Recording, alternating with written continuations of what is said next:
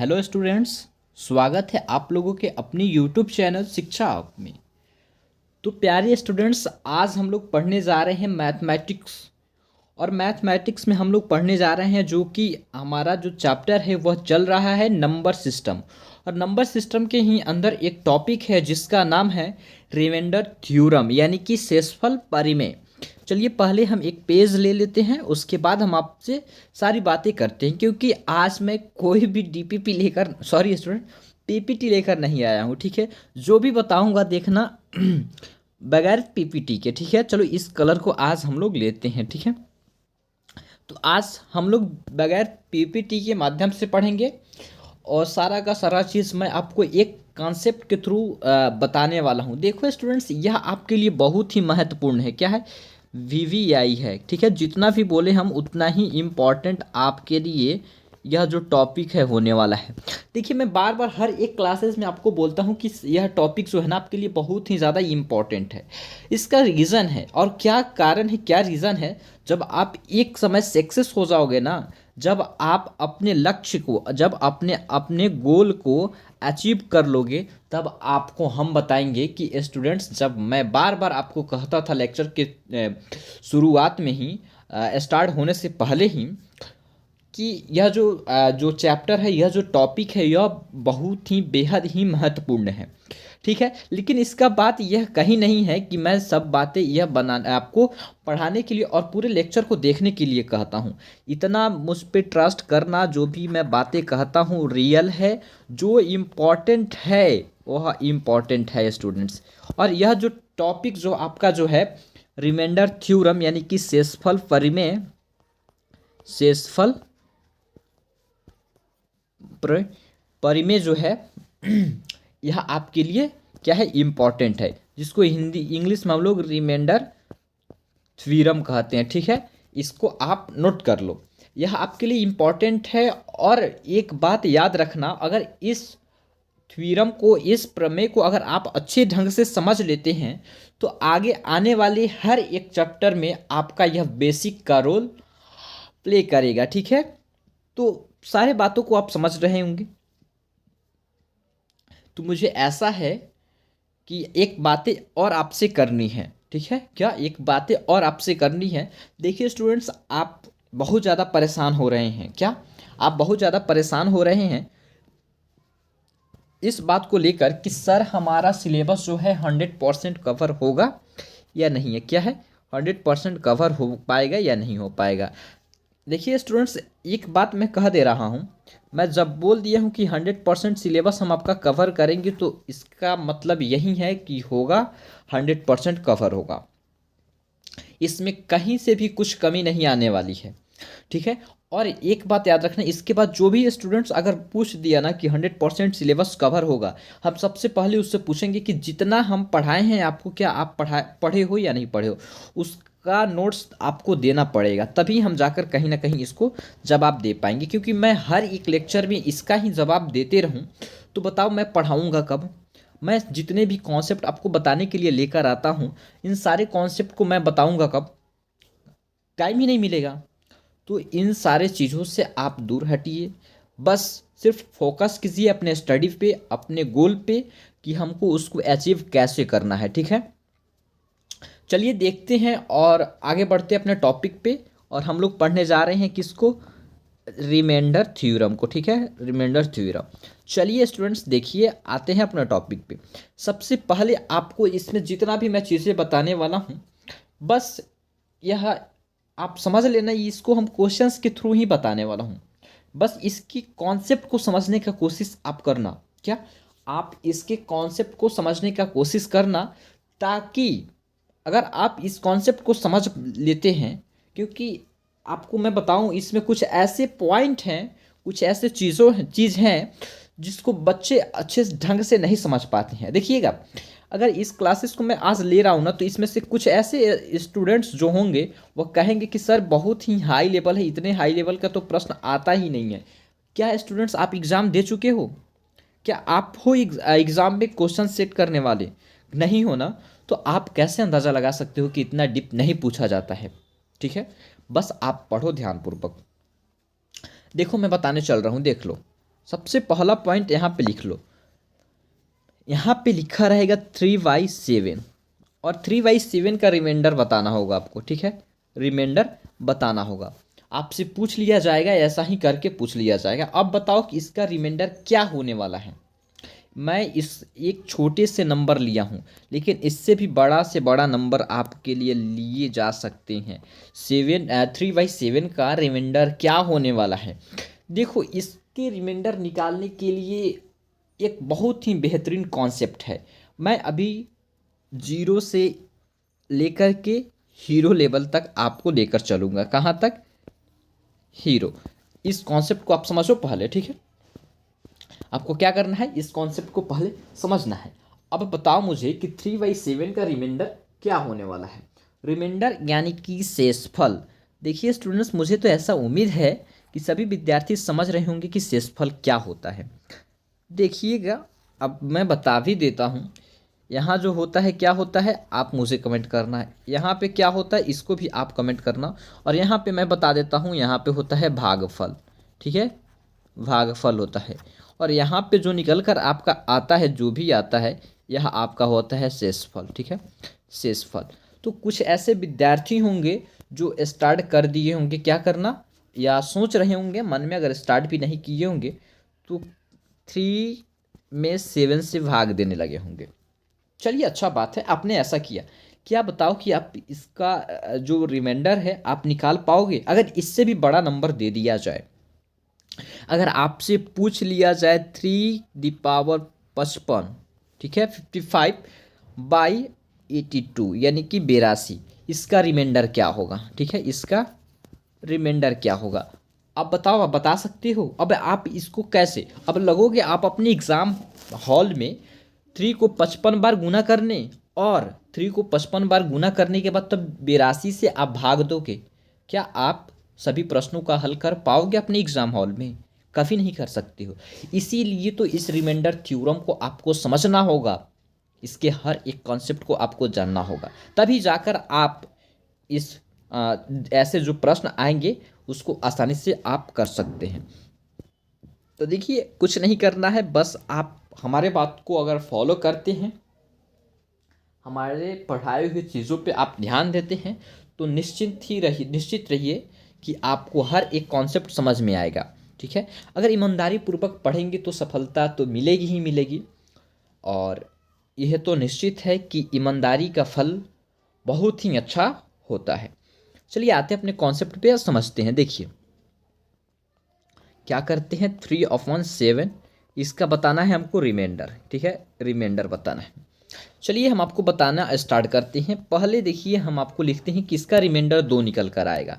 क्या निकल कर आएगा इसका रिमाइंडर? इसका रिमाइंडर जो स्टूडेंट्स निकल कर आने वाला है, इसका जो रिमाइंडर है वह 2 निकल कर आएगा। कौन कौन सा? एक जो निकल कर आएगा वह होगा, एक जो होगा +3, और एक जो निकल कर आएगा स्टूडेंट्स -4।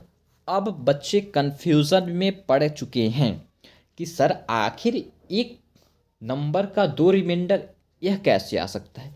आ सकता है, आपको मालूम है कि संख्याएं हमारे एक धनात्मक होती हैं, एक ऋणात्मक होती हैं, जो कि यहाँ आपको देखने को मिल ही रहा है कि एक धनात्मक है और एक ऋणात्मक है। क्या? एक धनात्मक है और एक ऋणात्मक है, जो यहाँ आप देख रहे होंगे, ठीक है। क्या देख रहे हैं? जो कि आप यहाँ देख रहे होंगे, देखिए, ठीक है। नहीं हो रहा है, छोड़िए उसको, हटाइए। देखिए यहाँ पे आप देख रहे हैं कि यह एक ऋणात्मक है और यह एक धनात्मक है। तो देखिए, अगर आप समझ नहीं पाए हैं तो फिर से मैं बताने अब चल रहा हूँ कि आखिर +3 और -4 यह कैसे आया, इसका रिमाइंडर। देखो स्टूडेंट्स, अगर आप 3 में 7 से भाग देने जाओगे, ठीक है, 3 में 7 से भाग देने जाओगे तो एक बात का ध्यान रखना यहाँ पे, अगर क्या, अगर आप, तो देखो, अगर आप 3 में 7 से भाग देने जाओगे तो आप लगाओगे, एक मर्तबे में 7 लगाओगे, ठीक है, आएगा। तो देखो 3 से 7 कितने नंबर ज़्यादा है? 4 नंबर ज़्यादा चला जा रहा है। कितने नंबर? यहाँ पे 4 नंबर अधिक चला जा रहा है। तो हमको तो 3 ही चाहिए ना, कितने चाहिए 3। इसी कॉन्सेप्ट को स्टूडेंट्स नहीं समझ पाते हैं, हमको कितना चाहिए 3 चाहिए। लेकिन अगर हम 7 से भाग दे रहे हैं तो यहाँ पे आपको देखने को मिल रहा है क्या, यहाँ पे देखने को आपको मिल रहा है कि यह 4 नंबर जो है, यह जो 4 नंबर है यह ज़्यादा आ रहा है। तो हमको बैक आना पड़ेगा क्योंकि हम आगे चले जा चुके हैं, कितना से 3 से आगे जा चुके हैं, कितने से 3 से आगे जा चुके हैं, कितने नंबर, यहाँ पे 4 नंबर हम आगे जा चुके हैं। तो 4 नंबर मुझे पीछे आना होगा। जब पीछे आओगे तो स्टूडेंट्स आपको मालूम है जब पीछे की ओर आते हैं तो माइनस और आगे की ओर जाते हैं तो प्लस, ठीक है, यह ध्यान में रखना। अगर पीछे की ओर आ रहे हो तो माइनस, तो देखो यहाँ पे माइनस का 4 एक रिमाइंडर हो जाएगा। और देखो रिमाइंडर दोनों ही होती है, प्लस का और माइनस का। तो हमको तो माइनस का रिमाइंडर मिल चुका है, कितने का, माइनस का रिमाइंडर मिल चुका है। देखिए लेकिन हमको ध्यान रखना है कि हमें रिमाइंडर सबसे छोटे नंबर ही खोजना है। तो एक बार हम फिर से प्लस का रिमाइंडर निकालने चलेंगे। तो प्लस का रिमाइंडर निकालने के लिए बस कुछ नहीं करना है, जो यह 7 आप देख रहे होंगे, 1 मिनट चलिए, यह जो आप 7 देख रहे हैं, 7 जो देख रहे हैं, इस 7 में मतलब 7 माइनस 4 कर लेना है, क्या 7 माइनस 4 कर लेना है। तो यह जो 3 आएगा यही प्लस का हमारा जो होगा रिमाइंडर होने वाला है, कितने का, प्लस का रिमाइंडर होने वाला है। बस एक कॉन्सेप्ट को मैं समझाया कि आपको प्लस का रिमाइंडर और माइनस का रिमाइंडर कैसे ज्ञात करना है, क्या आपको प्लस का रिमाइंडर और माइनस का रिमाइंडर कैसे ज्ञात करना है। अगर अभी भी आप नहीं समझ पाए हैं, अभी भी अगर नहीं समझ पाए हैं तो इस कॉन्सेप्ट को समझने के लिए एक बार फिर से आप पीछे चले जाइए और पीछे जाकर एक बार फिर से आप देख सकते हैं। लेकिन चलिए मैं फिर और अगले कॉन्सेप्ट की ओर बढ़ते हैं और आपको समझाते हैं। आपके एग्जामिनेशन में, आपके एंट्रेंस एग्जाम में कुछ ऐसा प्रश्न नहीं पूछा जाएगा। देखिए अब प्रश्न पूछा कैसे जाता है, मैंने तो एक बार आपको कॉन्सेप्ट समझा दिया। अब देखिए आपसे प्रश्न पूछे जाएंगे स्टूडेंट्स, क्या पूछे जाएंगे, आपसे प्रश्न पूछे जाएंगे, यहाँ देख लेना, ठीक है, 1 मिनट चलिए। लेकिन प्यारे विद्यार्थी आप लोग कुछ जो चीज़ें हैं आप नहीं कर पा रहे हैं, क्या, वह यह है कि आप अभी तक इस लेक्चर को लाइक नहीं किए हैं। जितने भी मेरे विद्यार्थी जो देखते हैं बस सिर्फ आते हैं, लेक्चर को आराम ध्यानपूर्वक देखते हैं और हमारे कंटेंट को आराम से कॉपी कर लेते हैं और मुझे कुछ देते ही नहीं हैं। तो मैं तो आपसे कुछ मांगता नहीं, आप बस एक काम कर देना, इस लेक्चर को लाइक कर देना। क्या करना है स्टूडेंट्स, इस लेक्चर को लाइक कर देना और लाइक करने के साथ साथ आपके अंदर जो भी प्रश्न होगा, जो भी क्वेश्चन होगा, जो भी क्वेरी होगा ना, उसे कमेंट कर देना या मेरे लिए कुछ एक कमेंट कर देना, ठीक है। और अगर आप चाहते हैं और आप नए व्यूज़र हैं और नए हमारे चैनल पे विज़िट किए हैं, तो अगर आपको यह चैनल हेल्पफुल लगे तो प्लीज़ चैनल को सब्सक्राइब करके बगल की घंटी को भी प्रेस कर देना। चलो आते हैं अपने टॉपिक पे। चलिए देखिए यहाँ पे प्रश्न आपसे पूछे जाएंगे किस प्रकार के, आपसे प्रश्न पूछे जाएंगे कि यहाँ पे 69 का पावर जो है 67 है, ठीक है, कितने हैं 67 बटे में 68। अब बताओ स्टूडेंट्स इसका रिमाइंडर क्या होगा, इसका रिमाइंडर क्या होगा। अब कौन बताएगा इसका रिमाइंडर क्या होगा। मैं ऐसा ही प्रश्न कुछ देकर आपको जाने वाला हूँ जो कि आपको करना है। देखिए तो इसका रिमाइंडर क्या होगा, ज्ञात कर पाएंगे आप, नहीं कर पाएंगे, लेकिन मैं चाहूँ और जिस तरीके से मैं बताऊंगा उस तरीके से आप ज्ञात कर पाएंगे। देखिए स्टूडेंट्स भूल जाइए कि या 69 जो है इस पे कोई क्या है, इस पे कोई पावर दी हुई है। चलिए मैं इधर ही लिख लेता हूँ, आप भूल जाएंगे कि इस पे कोई पावर दिया हुआ है। तो आपको सिर्फ दिखना चाहिए, क्या दिखना चाहिए स्टूडेंट्स, यह जो 69 का 69 बटे 68, ठीक है। तो अब हम आपसे पूछें कि इसका रिमाइंडर क्या होने वाला है, तो सभी स्टूडेंट्स को मालूम है कि जो भी नंबर है उसका रिमाइंडर 2 निकल कर आने वाला है, एक पॉजिटिव का और एक निगेटिव का। तो हम मान लेते हैं यहाँ पे पॉजिटिव और हम मान लेते हैं यहाँ पे निगेटिव।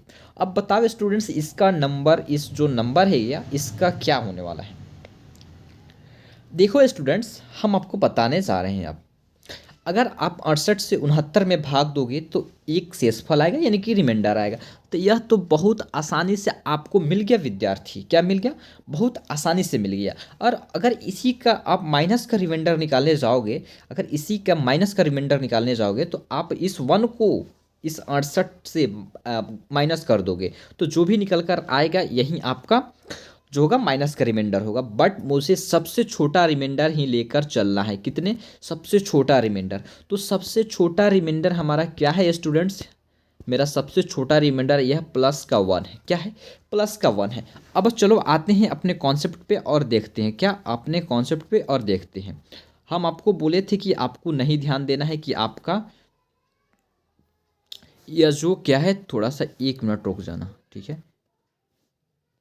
हाँ, हम आपको बोले थे कि आपको यह ध्यान नहीं देना है कि यह जो इस पे कुछ कोई पावर दी हुई है, किस पे, यह 69 पे। बट अब सोचो कि इस पे पावर दी हुई है, लेकिन हमको क्या निकालना है, रिमाइंडर निकालना है। क्या निकालना है, शेषफल निकालना है। तो देखो हम अगर सिर्फ इतने का रिमाइंडर निकाले हैं, कितने का, सिर्फ 69 का रिमाइंडर निकाले हैं, तो हमारा प्लस का 1 आया है। तो यहाँ पे हम लिखेंगे प्लस का 1 बटे में 68, क्या, प्लस का 1 और बटे में 68, ठीक है, बटे में 68। और इसका जो पावर है इस पे हम लिखेंगे, इसका जो पावर है हम इस पे लिखेंगे, क्या लिखेंगे, 67 जो इसका पावर है इस पे हम लोग लिखेंगे, क्या लिखेंगे। और देखो स्टूडेंट्स, अब आपसे फाइनली पूछा जाए कि बताओ विद्यार्थी इसका जो है फाइनली रिमाइंडर क्या होगा, तो आप बताओ। अगर किसी भी नंबर पे, ठीक है, किसी भी नंबर पे ऑड पावर रहे, ऑड पावर रहे, तो वह क्या बनता है, सॉरी चलो इस पॉइंट को हम लोग बाद में देखेंगे, ठीक है, इस कॉन्सेप्ट को हम लोग बाद में समझेंगे। पहले आते हैं अपने मेन टॉपिक पे जो अभी फ़िलहाल के लिए ज़रूरत है। तो आप बताओ इसका क्या होने वाला है। तो आप एक का पावर जितना भी रख दो वो फाइनली एक ही निकल कर आने वाला है। तो इसका जो निकल कर आएगा 1/68, यानी कि इसका रिमाइंडर जो निकल कर आएगा स्टूडेंट्स, आप मुझे कमेंट करके ज़रूर बताना। अभी भी फाइनली मैं नहीं बता सका हूँ आपको, तो मुझे कमेंट ज़रूर करो। चलो देखते हैं और आगे बढ़ते हैं। ऐसा ही कुछ एक और कॉन्सेप्ट है, चलिए आप देखिए। यहाँ पे देखिए सारे के सारे पेज मैं ऐसा ही रखा हूँ, कोई भी पेज मैं डीपीपी लेकर आज नहीं आया हूँ। मेरे मन में आज आया कि मैं बगैर डीपीपी के आज मैथमेटिक्स पढ़ाने वाला हूँ सभी स्टूडेंट्स को, ठीक है। चलिए देखिए, अब चलते हैं कुछ ऐसा ही प्रश्न एक और लेते हैं। अब थोड़ा सा इससे हटकर लेते हैं ताकि आपको उस तरीके के कॉन्सेप्ट भी हम आपको समझा सके। अगला जो नेक्स्ट हमारा कॉन्सेप्ट जो होने वाला है स्टूडेंट्स, जो देखना, ठीक है, आप देखना, ध्यान पूर्वक देखना ताकि आपको समझ में आ सके, ठीक है। चलो नेक्स्ट है, जो नेक्स्ट आपको देखने को मिलेगा, ठीक है, ठीक है। देखिए इस अब एक नए कॉन्सेप्ट को, एक अच्छे से प्यारे से कॉन्सेप्ट को हम आपको बताने जा रहे हैं। यह लिखा रहेगा 7 का पावर 113 बटे में 50, इसका रिमाइंडर अब आपको बताना है। तो देखिए स्टूडेंट्स, आपके मन में कहीं चल रहा होगा कि तो सेम है, लेकिन सेम नहीं है। इसके बनाने का तरीका जो है चेंज हो चुका है, क्योंकि आपको बता दें रिमाइंडर निकालना है ना, तो रिमाइंडर निकालने के लिए सबसे पहले आपको प्लस का रिमाइंडर और माइनस का रिमाइंडर निकालना अति आवश्यक है। और आप अब इस तरीके के कॉन्सेप्ट को आप नहीं बना सकते। देखिए अगर हम आपको कह दें कि 50 से 7 में अगर भाग दीजिए, तो आप किस तरीके कैसे बना लेंगे, नहीं, तो इसके लिए कुछ शॉर्ट फॉर्म करने होंगे। तो आप आओगे यहाँ पे आराम से शॉर्ट फॉर्म करोगे। आप लिखोगे 7 के पावर 2, ठीक है, 113 है, और इसके पावर आप लिखोगे 56। देखो स्टूडेंट्स, अब हम आपको बता दें कि किसी भी नंबर का पावर में पावर दिया रहे, अगर कोष्ट लगा कर दिया रहे, तो वह आपस में मल्टीप्लाई हो जाते हैं, यानी कि गुना हो जाते हैं।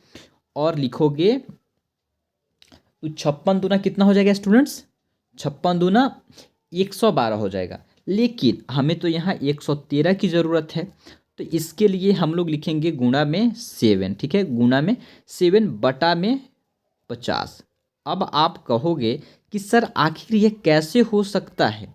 जरूर हो सकता है, यही तो मैथमेटिक्स है स्टूडेंट्स। क्या है? यही तो मैथमेटिक्स है हमारे। क्या?